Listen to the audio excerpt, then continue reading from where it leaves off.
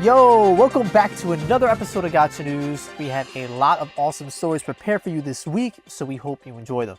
If you do, make sure to leave the video a like, comment down below what story made you the most excited, and subscribe to know when the next episode of Gacha News drops, as well as other 5-9 videos to check out. Without wasting any more time, let's get right into this week's stories. The horror mobile title Identity V will be having a collaboration with Death Note starting today, May 27th. The crossover event will add 4 new characters from Death Note as skins. For survivors, the lawyer receives Light Yagami, the mechanic gets Misa Amane, the prisoner gets one with L, and lastly, the reptilian receives the Ryuk skin as a hunter. If you're unfamiliar with Identity V by NetEase but heard of Dead by Daylight, then you probably already know how this game works. Basically, there's a group of 4 survivors trying to escape the match with one player as the hunter, trying to stop them. Instead of generators, survivors must decipher 5 cipher machines to unlock the exit, with a hatch being available for escape as well if you're the last survivor remaining. On the hunter's side, you attempt to capture as many survivors as you can, placing them in rocket chairs, this game's version of hooks. If you're into Dead by Daylight and you're a Death Note fan, then this crossover event is a must-play. Identity V, along with the Death Note collaboration, is available for global, JP, CN, and KN for Android and iOS devices. Unless you've been living under a rock, you probably already know that Honkai Impact 3rd will be receiving a collaboration with Genshin Impact. Both games are from miHoYo, so without having to jump through the hoops of licensing, I'd imagine we'll see these 2 games cross over a lot in the future. The announcement came about during Honkai's live stream for its version 4.9 update. During the stream, miHoYo disclosed that Honkai will be receiving Genshin characters as well as skins. The first playable character coming will be Fischl, who can be obtained in a number of ways, including with one of them being by login bonus. Like in Genshin, Fischl fights with a bow, and for Honkai, this is a first. Her arrival will add a new bow class to the game. Keijing will also be coming to Honkai, but her inclusion appears to be limited, not a permanent addition like Fischl. Along with the 2 characters, monsters from Genshin will make an appearance as well, including slimes, ruin guards, and even a boss fight with the mighty wolf Andreas. Lastly, a Klee outfit will be added, with Paimon acting as one of Honkai's elves. In terms of the collaboration's release date, we do know for a fact that it will start next month on June 10th for the Chinese version, along with Honkai's 4.9 update, but there was no confirmed date for the global version at this time. Honkai Impact 3rd is available for global, SEA, KN, CN, and JP for mobile devices and PC. Got another collaboration to talk about with Onmyoji and its upcoming crossover event with Jujutsu Kaisen. Info has been scarce besides the initial announcement, but we do know that the crossover event will be among all 4 titles under the series, including Onmyoji, Onmyoji Arena, Onmyoji the card game, and lastly Onmyoji Yokai Koya. Other collaborations are in the works with these titles as well, including one with Sanrio characters, which includes Hello Kitty, one with mangaka Clamp, and even one with Final Fantasy illustrator Yoshitaka Amano. At this time, it appears that these collaborations will remain exclusive to the Chinese versions of the games previously mentioned. That's not the only thing coming though. A new project called Onmyoji The World got announced as well, which will be the sequel to the original game. The title is going to be an RPG with cross-platform support that allows players to roam between worlds. Unfortunately, there wasn't too much info revealed about this project either besides the cinematic trailer, but there are social media pages dedicated to the game. This includes an English page as well, so that means the game will be coming to global as well, as far as one who knows, beats me. That being said, for those interested in the title, I suggest following the game's official social media pages to stay informed on any updates. And of course, if anything major comes out, we'll cover it here on Gacha News, so don't worry. If you'd like to try out the 4 Onmyoji games I mentioned earlier, they are available for global on Android and iOS devices. Looking for a new gacha to play? Well, you're in luck. Over Eclipse releases today for JP. The game is an open-world RPG that takes place in the dystopian world of Hollows. Hollows fell to ruin because of a terrible phenomenon called star sand. Star sand has affected the world's many creatures, causing them to lose their minds, becoming dangerous threats known as Person of the Stars.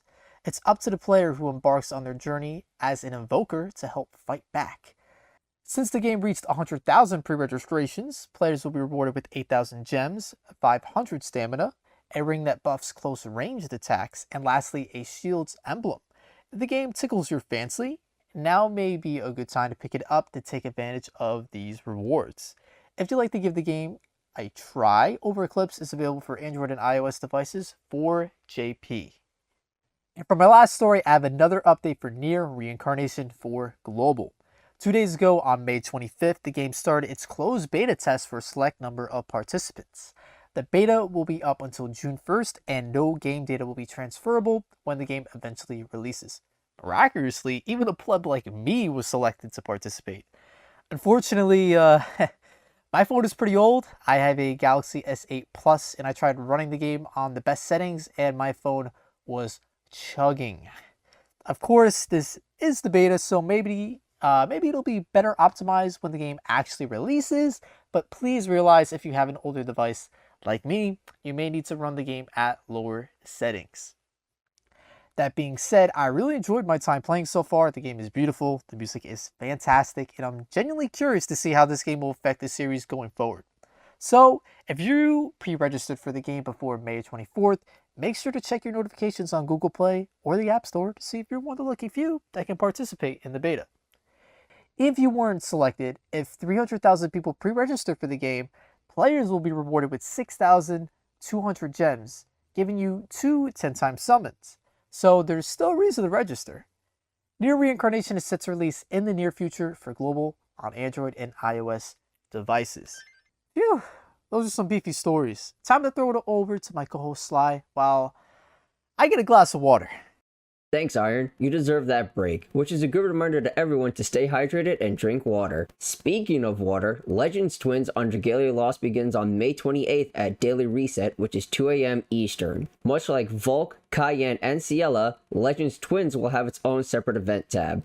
You will be locked to only using water-attuned adventurers and dragons, which have type advantage all throughout the fight, so prep those water teams and good luck to those who will be attempting Legends Twins. Alongside Legend Twins, the Trials of the Mighty battles for Zephyr and Poseidon have returned at the same time. Unfortunately, the daily rewards only count for one of the trials, like other events that have multiple events under one tab. So you will have to choose between Gala Elisan or Gala Ranzel. Personally, I'm going for Gala Elisan because I like her more and my win team is fine as is and is not in desperate need of Gala Ranzel Spiral. At the same time we receive Legend Twins, we will also be receiving a new event called the Children of Yggdrasil. This will be a new event style called an invasion event and will be for a limited time. You can earn various rewards such as worm prints, weapon skins, and much more. One character that will be introduced as an alternate variation is Cerise. In this new variation, Cerise got tired of waiting for her mana spiral, so she decided to pull out the bang stick. Side games, please spiral her soon. Some big news coming out of One Piece Treasure Cruise with the Japan Twitter announcing a new versus style unit. This time it is Whitebeard versus Shanks. We do not have any details on what the unit does just yet, as it was only announced last night, May 25th at the time of recording. However, much like Kaido versus Big Mom, it is safe to assume that the unit will have multiple variations of captain effects, special abilities, and more.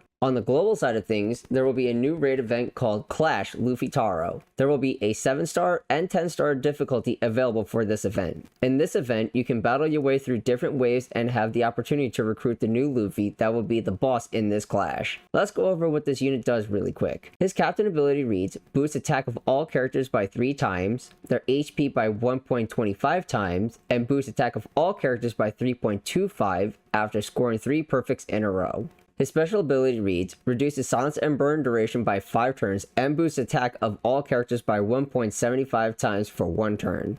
If during that turn you score 3 perfect hits, amplifies the effect of orbs of all characters by 2 times for 1 turn in the following turn. Overall, not a bad unit and a decent free-to-play option.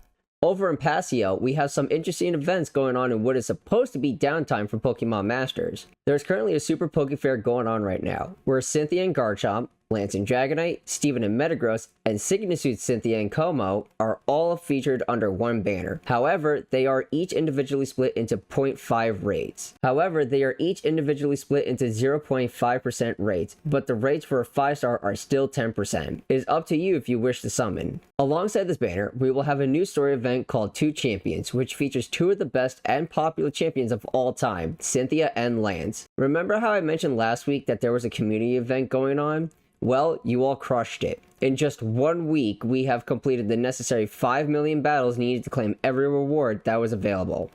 6,000 gems, 5-star move candies, potential tickets, and much more will be rewarded in the coming days. This week's Champion Stadium is pretty smooth and easy. Mewtwo, Signasuit Cynthia, Red, and Leon will be fantastic options for the required typings. Next week, the region will shift over to Johto for 1 month. Lastly, it is time to celebrate the 2nd anniversary on Grand Cross. The main focus of this year's anniversary is Purgatory Festival, and yes, you guessed it, the main unit is Purgatory Bond. His passive reads, when the hero's ultimate move gauge fills due to skill use, skill move, or rank up, increases max HP by 8% for 3 turns, max of 5 stacks, and cleanses stats decreasing debuffs. As much as it pains me to say this, he is the perfect counter to Assault Mode Meliodas. His first skill deals AoE detonate damage, which is an additional 20% damage per orb in the target's ultimate move gauge. His second skill heals diminished HP of all allies by up to 50% at the start of an allied turn, and increases max HP by up to 30% for up to 3 turns. His ultimate deals AoE damage. At max ult level, he will gain the Rupture effect, which deals double damage to buffed enemies. For this banner, the 4 festival units are Purgatory Bond, obviously, the 1 Escanor, Wing King, and Lost Vein Meliodas. The 1 Escanor and Purgatory Bond are the 2 choices for the 900 selection. Like with all new units, there will be new costume sets available for purchase. First with money, then for gems in 2 weeks. Speaking of costumes, Excalibur Arthur is getting a new outfit in the Hawk Pass mileage shop. 5th weapon for Assault Mode Meliodas waiting room. It's lonely in here. On the topic of Excalibur Arthur, his banner is being extended until June 10th. Alongside the new festival banner comes a new banner called Fever. This banner will be freely summonable by logging in every day. However, it is possible to use gems, but I would advise waiting until the free summons are over. With this update comes the 5th floor in the Tower of Trials event and public matchmaking for raids. That is all for this week's Gacha News. I'm your co-host Sly, signing us off here at 5-9 Gaming. Have a great weekend everybody, and enjoy the Grand Cross and Legends anniversary celebrations. Good luck to those summoning, and remember, stay hydrated.